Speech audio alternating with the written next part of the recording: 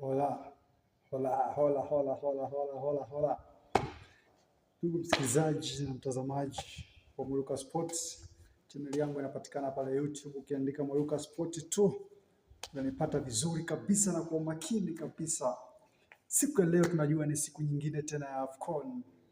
Tanzania, uzalendo kwanza. Timu ya taifa ya Tanzania iliyoko chini ya Miguel Gamondi na jeshi lake watakuwa kiumana kule chini Morocco wakikutana na Nigeria. Tumekutana na Nigeria takriban mara 8. Leo itakuwa ni mara ya 9. Kwenye mara 8 hizo tumepata ushindi sifuri my dear. Ushindi sifuri. Alafu Nigeria wana ushindi mara 5, sare 3. Leo ni mara ya 9. Jeshi la Miguel Gamondi, unafikiri litafanya nini?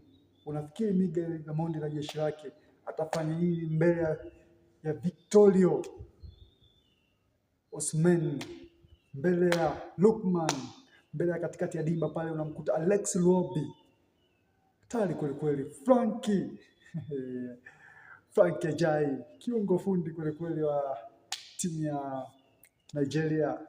Ulikipawa naye Chizeze anayekipiga pale Chipa United, anaitwa Stanley Makwabali, kipa tali sana. Kwa hiyo tunataraji kuona mechi nzuri na mechi bora na ya kuvutia sana katika siku ya leo. Inshallah Mwenyezi Mungu, Tanzania ibariki Tanzania. Tukutane majira ya saa 2:30 kukupa burudani nzuri na mechi ya kuvutia kweli. Inshallah Mwenyezi Mungu atakuwa nasi. Sisi na Tanzania, sisi ni Watanzania tunaipenda nchi yetu. Bwana Samata kuliongoza jahazi la Tanzania. Kwa nini ukose mechi ya leo? Kwa nini ushindwe kumuona Bwana Samata? Kwa nini ushindwe kumuona Simon Msuva, Selemani Mwalimu, Yusuf Kagoma, Mohamed Hussein Shabalala, Dickson Jobu, Abdurahmani Baka?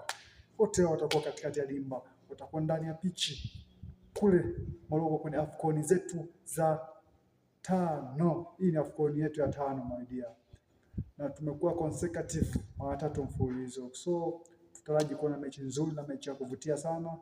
Ndugu msikilizaji na mfuatiliaji wa Mwiluka Sport, tukutane majira ya saa 2:30. Tutakuwa tukikujuza mchezo maridadi kabisa, mchezo hatari zaidi wa Tanzania dhidi ya Nigeria. Ni mataifa mawili ya kihistoria ambayo yote yalitawaliwa na British. Nigeria ndio ilikuwa taifa la kwanza tawaliwa na British, na kule ndo indirect rule kuanzia zaidi. So tukutane majira ya saa 2:30 kupa simulizi ya moto sana. Ni hapa Hope FM Radio 98.1 Iringa. Tutakuwa jeshi liko tayari kukupa burudani. Nundo ziko za kutosha, vijana wamejiandaa kweli, hawana baya my dear. Kuwa na redio yako, karibu na redio yako, tukupe simulizi dakika 90. Ni mimi Mwamba Katari Fahari Nsimbo, Nsimbo Finance, the coming commentator, the future commentator. Hii ni Fahari Nsimbo my dear, utaki usitaki, inshallah.